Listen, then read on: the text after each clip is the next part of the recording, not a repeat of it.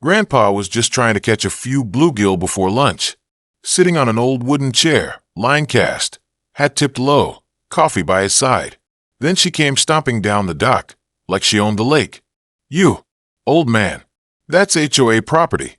You're not allowed to fish here without written permission." Grandpa didn't even look up. He just took a sip of coffee and said, "I built this dock before your HOA even existed."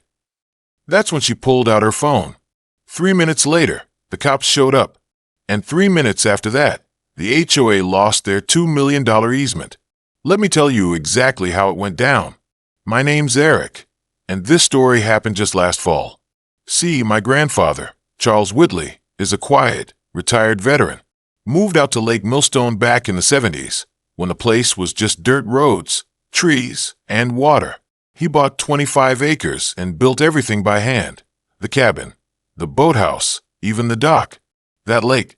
It didn't used to have houses lined up like a strip mall. The HOA came in much later, when developers started buying up land nearby. They carved out a few dozen lakefront lots, slapped up some high-end homes, and formed an HOA to protect the neighborhood standards. And by protect, I mean control. They tried to dictate dock paint colors, ban fire pits, even had bylaws about non-permitted fishing gear. But here's the thing. Grandpa's land wasn't part of the HOA. Never was.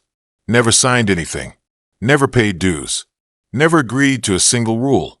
His property just happened to be smack dab in the middle of their easement, a narrow strip of land and water the HOA relied on for access to the private boat launch and the popular public pier. And that's what Karen couldn't stand. Her real name's Lorraine Fletcher, but the whole lake calls her Karen. President of the HOA for 3 years running. Wears tennis skirts like armor and carries a laminated copy of the HOA rulebook everywhere she goes. And she hated my grandfather. He didn't attend meetings, didn't trim his trees to HOA height, and worse, he let people fish off his dock without permission. That was her final straw. That morning, I had just arrived at Grandpa's for coffee and to help clean out the gutters. I spotted him down by the water, pole in hand, as usual. Then I saw Karen storming down the community walking trail that cuts near our shoreline. I stepped out onto the porch just in time to hear her yell, "This is unauthorized recreational use of HOA property." Grandpa didn't even flinch. "It's my dock, ma'am." "You're trespassing on easement water," she barked. "You need a written HOA permit to use this section of shoreline." Grandpa calmly reeled in his line. "I've fished here every morning for 40 years. If there's trespassing going on, it's not me doing it." Karen pulled out her phone like it was a weapon and started filming. Then she dialed. "Hello, yes, I need police assistance. There's an elderly man threatening me with a fishing pole on HOA land. Yes, he's refusing to leave. And yes, he's armed. Armed, with a bobber and a styrofoam cup of worms." 3 minutes later, a patrol cruiser rolled up. Officer Hughes stepped out, a younger guy. Cool head, knows the locals. He walked up, clearly annoyed. "Ma'am, I got a call about a disturbance." Karen launched into her story. "He's trespassing, carrying illegal equipment, and refused my verbal commands. This whole area is under HOA jurisdiction." Officer Hughes looked over at Grandpa, who was now tying a new hook. "Mr. Whitley, is this your property?" Grandpa nodded, pulled a folded deed from his tackle box, and handed it over. Hughes read it. Then he looked at Karen. "Ma'am, this dock, and the land it's attached to, is clearly not part of your HOA. In fact, your easement ends 15 feet that way." Karen turned red. "But the HOA bylaws say, the HOA has no authority here." Hughes cut in. "This is private land, properly deeded, with riparian rights. He can fish, build, or throw a barbecue if he wants." Karen fumed. "This isn't over. That dock crosses our shared shoreline. We have easement access." That's when Grandpa stood up and dropped the real bomb. "About that easement," he said, reaching into his shirt pocket. He pulled out a letter. It was from his lawyer, dated just 2 days earlier. A formal notice of easement termination. Turns out, the original agreement was set to expire unless formally renewed every 20 years. And Karen, she never renewed it. Karen stared at the letter like it was written in another language. Her mouth opened, but no sound came out. Officer Hughes took the paper and looked it over. His eyebrows went up. "This is notarized," he said. "Is this real?" Grandpa just nodded. The original easement agreement expired last month. It was never re-upped. The HOA board missed the deadline. We gave 30 days notice, and now it's void. That shoreline, that trail, the dock, it's mine again. Karen finally found her voice. "You can't do that. We've used this access for decades. You can't just take it away." Grandpa raised a brow. "You mean like how you told me I can't sit on my own dock?" That shut her up fast. Officer Hughes stepped aside and made a call. Meanwhile, Karen paced like a caged animal, muttering about lawsuits and emergency board meetings. Her voice got more frantic when a second patrol car arrived. It wasn't to arrest Grandpa. It was to verify the legal documents with the county assessor's office. And they did. Everything checked out. The HOA had, in fact, failed to refile for the easement extension. And per the terms of the original deal, which Karen apparently never read thoroughly, all rights to the shared access were now terminated. That meant no walking trail, no shared dock use, and worst of all, no path to the HOA's private boat launch. Karen had just cost the entire neighborhood lake access.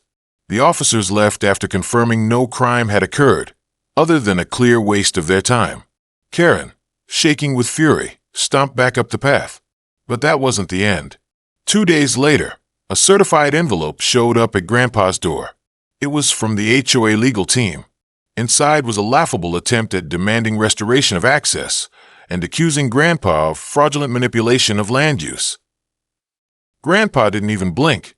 He walked the letter straight over to his lawyer, a sharp old bulldog named Ellis, who'd worked real estate law for longer than Karen had been alive. Ellis grinned like a kid at a birthday party when he saw the letter. "Looks like someone doesn't understand what lapsed contract means," he said. That same week, Ellis drafted a formal cease and desist. He also filed paperwork to construct a private security fence along the old easement line, officially cutting off the HOA from the lake entirely. And it gets better.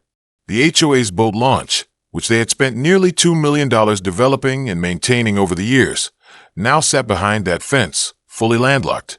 No more access. It may as well have been buried treasure on private land. Karen tried every move she could think of.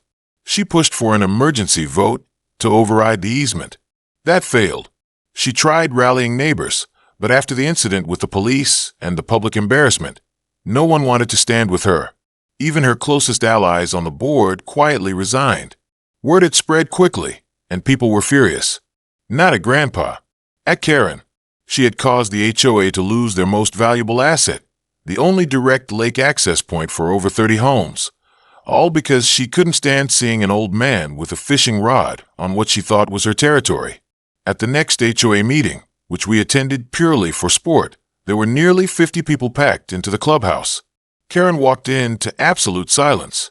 Her eyes darted, looking for support, but found none.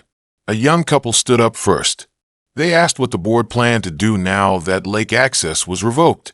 Karen tried to dodge. "We're exploring options," she said. Then someone shouted from the back, "Like giving up your seat?" That set off a wave of murmurs.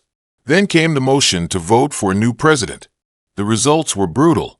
47 for removal. 3 abstained. 0 votes for Karen. She stormed out mid-vote. Literally stomped out, knocking over a tray of water cups on the way. Back at Grandpa's, we were on the porch again. He was sipping iced tea. The lake shimmered behind him, like it had since the 1970s. "You think she'll be back?" I asked. He smirked. "Not if she knows what's good for her." He cast his line again, calm as ever. The world had changed, but he hadn't. He never raised his voice, never got ugly. He just knew his rights and refused to be bullied out of them. And that was more powerful than any HOA rulebook. A month later, things around Lake Millstone were different, calmer. The HOA had appointed a new board, mostly made up of younger, less power-hungry homeowners, people who wanted peace, not petty enforcement. The new president, a guy named Rick, actually came by Grandpa's place with a homemade peach cobbler and a handwritten apology. We had no idea how much damage she was doing," he said. Grandpa just thanked him, then politely reminded him that if anyone so much as stepped foot past the new property markers, he'd press trespassing charges. They both laughed, but the message was clear. The new board asked if they could discuss maybe negotiating a limited access agreement for seniors or kids who wanted to fish. Grandpa didn't say yes or no. He just told them to give it time. Let the dust settle. Let the land heal from the mess that Karen left behind. And speaking of Karen, last we heard, she sold her house in a fire sale. Rumor was she moved 3 states over to a gated golf community. No HOA, just a security guard and a lot of quiet retirees. Fitting, really. But the legend of what happened here, it stuck. Someone even made t-shirts that said, "Ask before you cast," with Grandpa's silhouette holding a fishing pole. They sold out at the local hardware store. To this day, when folks bring up the HOA showdown, they always ask, "Is it true the cops were only there 3 minutes before the easement disappeared?" And I tell them yes, because when you spend your life building something real, no fake rulebook can take that away. The best part? Grandpa still goes fishing every morning. Same chair, same hat, same cup of coffee. The only difference? Now the dock has a new sign. It reads, "Private property. Fishermen welcome. Karen's not."